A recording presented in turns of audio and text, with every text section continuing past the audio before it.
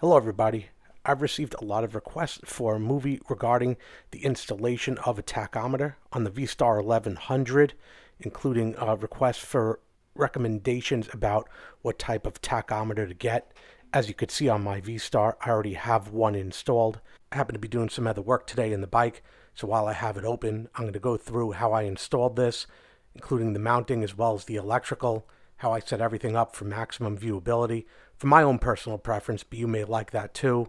Show you the parts that I ordered. And while the tachometer is just a matter of personal preference, it's not really required for a bike like this. It doesn't even come with one. I use it for computers that I hook up to the bike, for RPM readings that I need for comparison purposes, and some people just want to have one.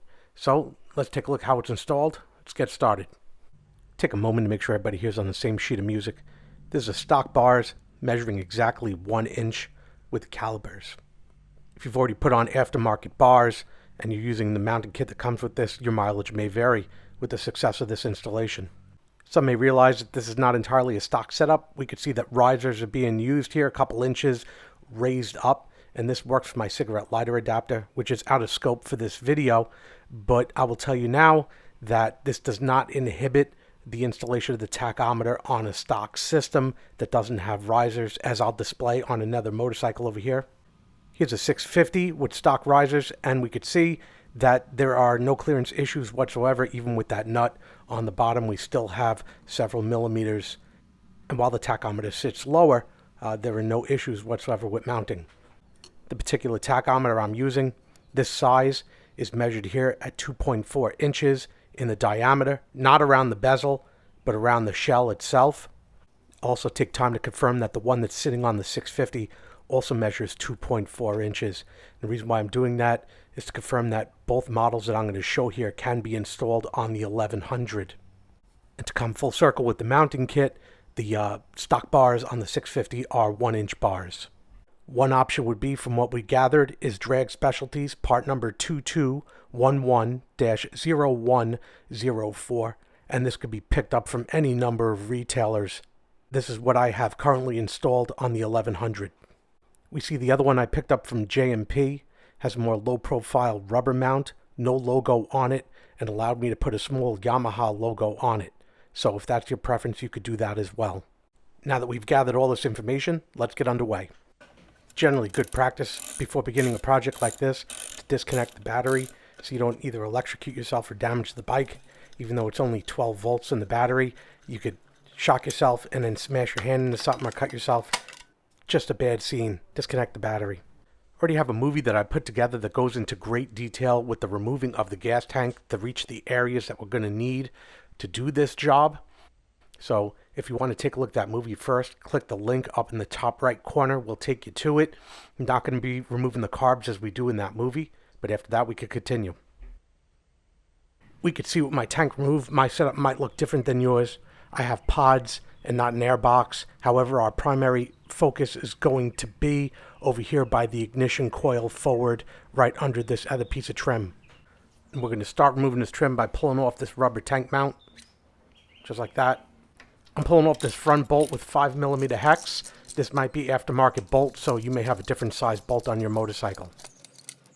This is followed by the tank mount on the other side of the bike, and then the front bolt on the other side.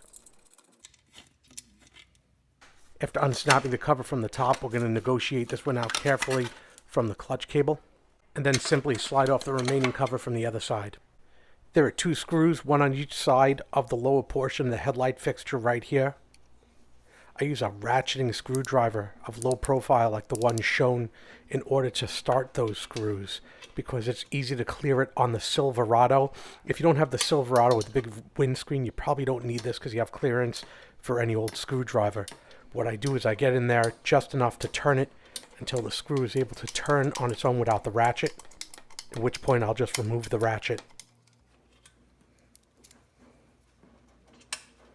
I elect to turn it a little bit further with just the bit itself until I have enough clearance that I'm able to grab the screw without any bit or anything else. Then I'll turn the rest of the screw out with my hands, as shown. And there it is. It's done. We'll move over to the next side now. We can see that the high side is the exact same process, except that the view is somewhat easier because of the angle that I'm working with.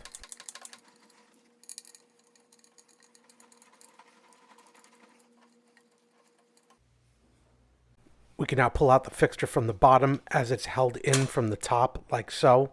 And it lifts right up and out. And the first thing that we want to do is disconnect it from the fixture.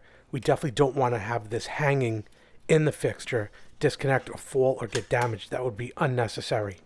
So we're going to disconnect this and move this over to a safe place, get it out of the way. All of the required pieces have now been removed from the bike in order to conduct this project properly. Nothing will get in the way. Battery's been safely disconnected, at least in the example.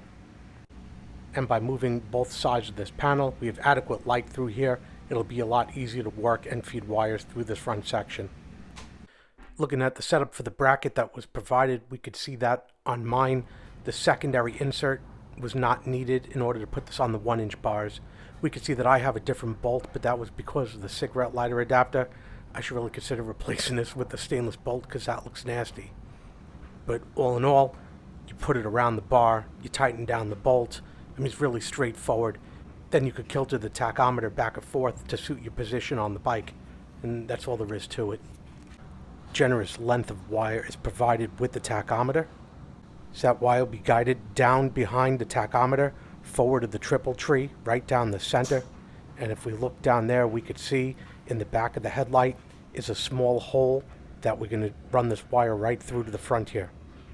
Looking at the instructions, we can see that there are 4 wires for this installation, but one of them is for a light circuit, which we don't have on the 1100, so we're going to be tying yellow to red when we make our first connection.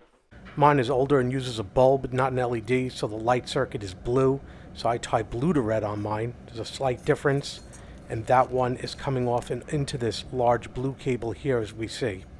All connections on mine are soldered and insulated with Super 88 and have been good for 10 years. That blue cable leads to a Y junction as you see, leading off to 2 blue cables. Each one goes to each turn signal on the front. The next cable to connect on the tachometer is black, and it goes to the black cable leading to the large Y junction. And that Y junction is identified as 2 black cables, each one also going to their respective turn signals. Hook the multimeter into these 2 connections to demonstrate that when the key is turned, they immediately receive power from the battery. This is fuse power, and we do get a constant power uninterrupted. Even if we were to go and hit the turn signals, this power wouldn't be interrupted, though this bike does have a weak battery right now, so I don't want to tempt fate by running this too long, but it does demonstrate that this is a good power source to use for our tachometer. Again, fuse power, it's a good source, and we'll continue. Our final cable here is green, and that is the signal. We can see that I have split this cable, and green continues onward, back out of the fixture and downward. Just in case this other spliced in green wire has caught your eye, it's another RPM signal from my fuel mixture computer and not part of this installation. We can see the wire here making its way down from the headlight where the shroud would have been. Continuing downward, it is spliced in just before the terminating point on this ignition coil. And that's the last of the electrical connections required for this installation. We can see that because the cable makes its way down from the middle of the headlight, regardless of the position of the handlebars, it does not really either pull nor push. As we turn the bars, we could see that this is evident. So what I do is I make a quick test, leave just a little bit of slack to catch that when it pulls and pushes, and then I tighten it down with a cable tie to the existing cables to secure it. I've redressed all the cables in here with tape, secured everything back down. I've used cable ties in the back for stress relief, leaving this connector available for the headlight. At this point, the battery should be reconnected for testing. Turning the key, we can see that the gauge illuminates and a slight blip from the needle coming off 0. This shows us that the electrical connection is good. If the bike has been recently used, there should be sufficient gas in the bowl to run the bike for a couple seconds to do the next test, or you're going to have to lay the tank over and temporarily reconnect it.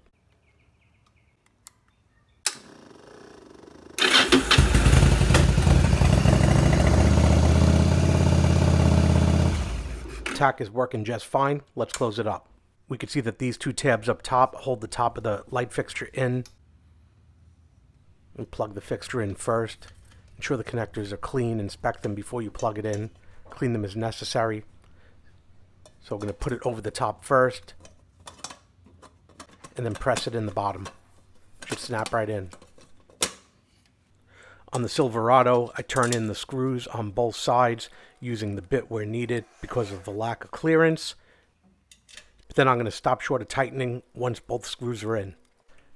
This is just to conduct a quick test of the headlights and the high beams. We can see everything's working okay, so I'll shut off the key now, continue on.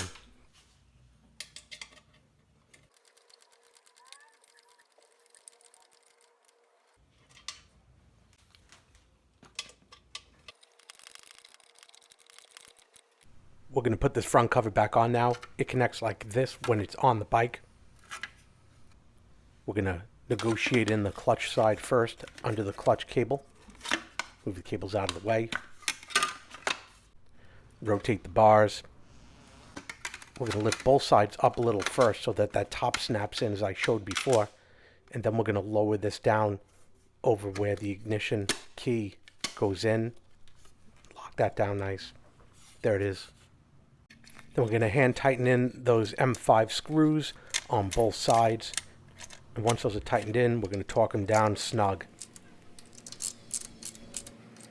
Finally, we'll place the rubber tank mounts back on both sides. Just give them a twist, and that's it. Putting the tank on is reverse of removal of the tank and the seat and all of the other associated parts. I have a movie that shows this. I have a link on the top right that you could click on. It'll take you to it if you want to see how that's done.